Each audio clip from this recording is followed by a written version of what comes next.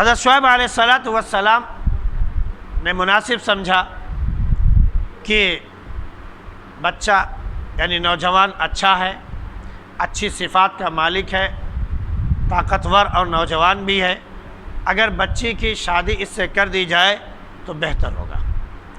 اور اسلامی اصول یہی ہے کہ اگر نیک نوجوان مل جائے، نیک رشتہ مل جائے تو اپنی بچی کا رشتہ ٹالنا نہیں چاہیے، اس میں تاخیر نہیں کرنی چاہیے۔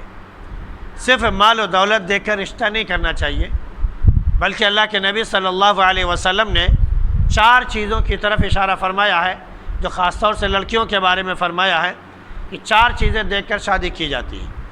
حسب و نسب یعنی خاندان دیکھ کر، مالداری دیکھ کر، حسن جمال دیکھ کر، اور پھر سب سے بڑی بات یہ کہ دینداری دیکھ کر۔ اللہ کے نبی صلی اللہ علیہ وسلم نے فرمایا کہ دینداری کو ترجیح دو، فاظفر بذات الدین، جو دیندار لڑکی ہے اس کو ترجیح دو، اس کے ذریعے جو ہے تم اپنی زندگی کا آغاز کرو۔ تو اگر انسان دیندار ہے تو حقیقت میں پھر اللہ رب العزت اپنے فضل سے دونوں کو بے نیاز کر دیتا ہے، غربت اور پریشانی دور فرما دیتا ہے۔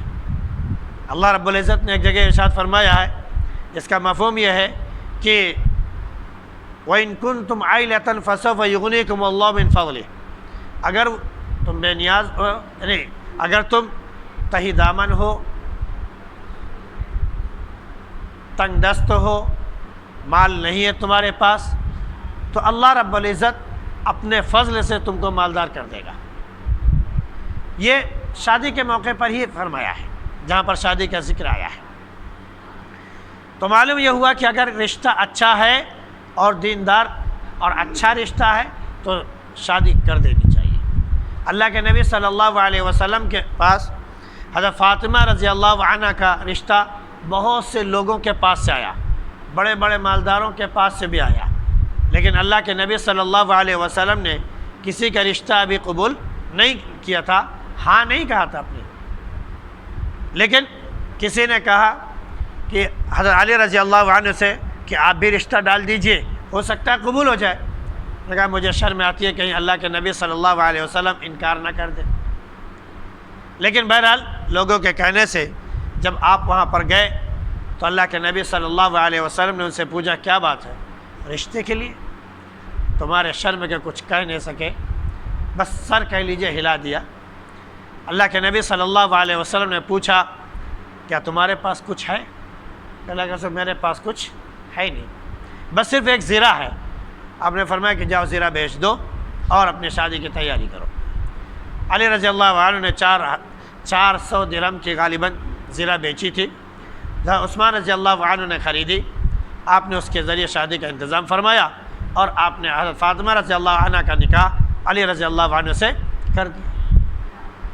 اللہ کے نبی صلی اللہ علیہ وسلم علی رضی اللہ عنہ کو اچھی طرح جانتے تھے، چچیرے بھائی تھے، اور پھر آپ صلی اللہ علیہ وسلم نے ہی ان کی پرورش کی تھی، تو دیندار تو تھے ہی، نیک صفت تو تھے ہی، مال نہیں تھا، لیکن اللہ کے نبی صلی اللہ علیہ وسلم نے فوراً اپنی بیٹی کا رشتہ کیا۔ تو معلوم یہ ہوا کہ اگر نیک رشتہ ہے، اچھا رشتہ ہے، دیندار رشتہ ہے تو رشتہ کرنے میں تاخیر نہیں کرنی چاہیے۔ عام طور سے ہمارے ہاں اس چیز کو ٹھکرا دیا جاتا ہے، بس صرف سب سے پہلے جو چیز دیکھی جاتی ہے وہ مال و دولت یا پھر حسب و نسب۔